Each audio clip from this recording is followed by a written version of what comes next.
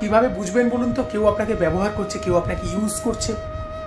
কতগুলো সহজ উপায় দেখলেই বুঝতে পারবেন। আপনার অনেক কাছের মানুষ আপনাকে ব্যবহার করে।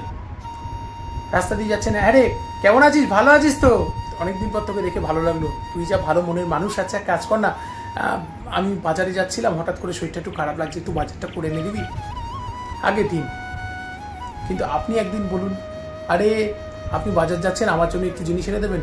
বলে যাচ্ছিলাম কিন্তু একটু ব্যস্ত আছি রে। অর্থাৎ তার দরকারে আপনাকে লাগাবে, কিন্তু আপনার দরকারে সে নেই। এটা হচ্ছে একটা অদ্ভুত লক্ষণ। আপনি দেখতে পাবেন চারপাশে এরকম মানুষ প্রচুর রয়েছে, আপনাকে ইউজ করছে, আপনি বুঝতেও পারছেন না। দুটো মিষ্টি কথা, চোখের জল, ভালোবাসায় গলে যাচ্ছে। আজকে যুগটা এরকম নয়, আজকে যুগটা অশান্ত জগৎ, অশান্ত সময়। আজকে যুগটাই এরকম, শুধু মিথ্যে কথা, মিথ্যেবাদিতা, এসব নিয়ে জগৎ চলে। আজকে আমি আপনাদের বলবো যে আপনাকে কেউ ইউজ করছে কিনা আপনি বুঝবেন কিভাবে?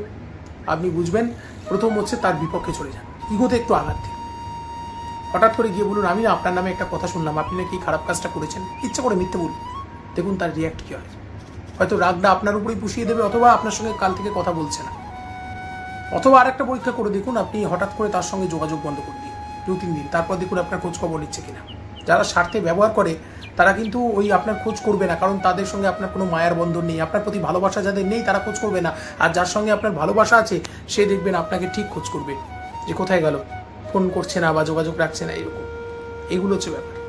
স্বার্থে কারা ব্যবহার করছে, অথবা তার কাছে গিয়ে একটু সাহায্য প্রার্থনা করুন। কীরকম সাহায্য? টাকা পয়সা চাইবেন না, সাহায্য প্রার্থনা করুন। কীরকম সাহায্য? গিয়ে বলুন, একটা চিঠি নিয়ে গিয়ে বলুন, আমাকে এটা একটু কপি করে লিখে দেবে গো। দেখুন দেবে না। ছোটো ছোটো জিনিস পরীক্ষা করে বুঝতে পারবেন।